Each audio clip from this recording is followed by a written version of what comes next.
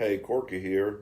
Thanks for watching these. Please like and subscribe. I never say that because I don't feel like I'm a YouTuber. I feel like I'm just a guy, okay?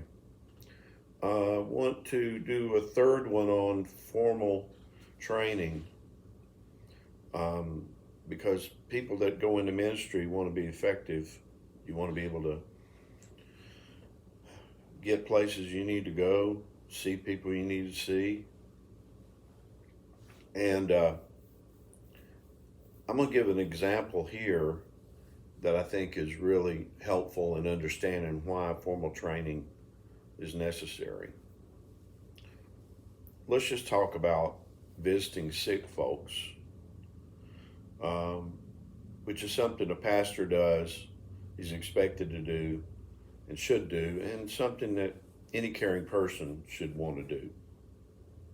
Now, we're in a pandemic right now here in our country and the world, and so this topic is even more difficult than it would be in a normal time. Because if you tried to go to the hospital to visit a friend, you may have difficulty or be unable to go at all. And if you're a person who cares, you want to be with them and sit with your friend or your family member. Well, early on, I've discovered that when you're a local pastor, that if you go to the hospital to try to visit a member, even if you're not in a pandemic, it could be quite difficult because if the family doesn't specify you as a visitor, often they won't allow you to go in. And believe me, the board members of the church are going to give you a spanking if you don't visit like you should. My first church, paid me $100 a week. Sometimes, if I was out of town speaking in another church, they would dock my pay 1/3 for every service I was gone, as if to say they're paying me to preach. But then, if I didn't visit, Ma Tilly as much as they thought I should, they said they're paying me to visit. So I asked them, what is it? You paying me the $100 to visit, or are you paying me to preach? Which is it? So there's no escaping this. Visiting the sick is a necessary thing to do in areas of ministry, not just as a pastor, but a staff member and others.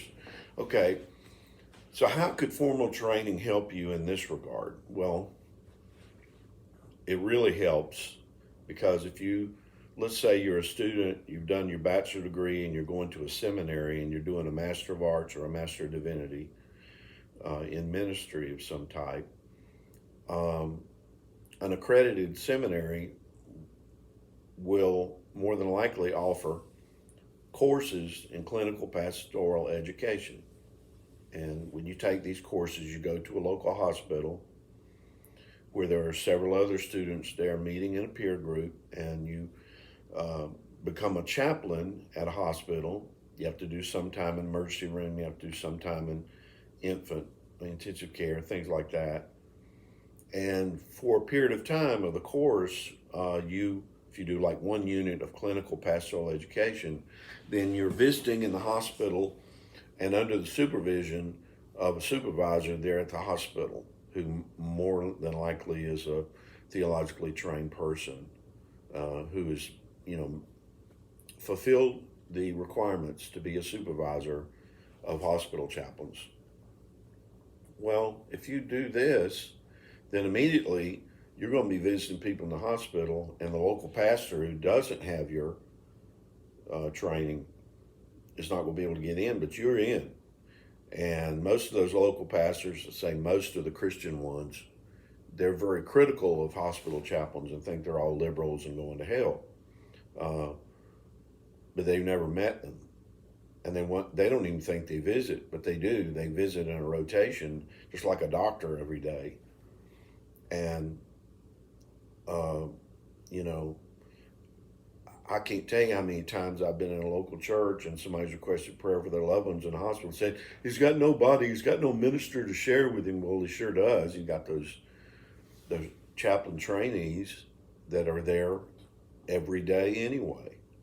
I know there are exceptions to this, but fact of the matter is, when you present yourself to do formal training, it opens doors for you that other people don't get to walk through. And so these chaplains in the hospital during the day, when the local pastor is at his job, because he has to work to support his family while he's pastoring this little church that doesn't pay us full salary, that chaplain is there with the sick people. Plus, he's getting trained on how to talk, when not to talk, and everything with people, for example, with terminal illnesses. Whereas a local pastor, if he's never had any formal training, he's going to think, I better hurry up and go up there and lead him to Christ before he goes to hell. Well, that's can be kind of insensitive to people that are at the point of death, especially the families. You rush in, get them to pray the sinner's prayer, and then you put a notch on your belt or everything. And I don't mean to sound negative on that, but I've lived through all this. So there are things that you can learn and be trained in as a hospital chaplain that when you get out of school and you go, say, become a local pastor, then you have that training, sensitivity training, for being able to be aware of what's going on with that patient.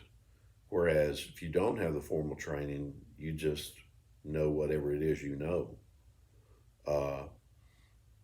So, that's an example of where formal training will open a door, is in hospital visitation. And so there are other aspects that formal training gets you into as well. But more importantly, it's building you as a whole person in ministry. Okay, I'm going to stop there. Have a good one, okay?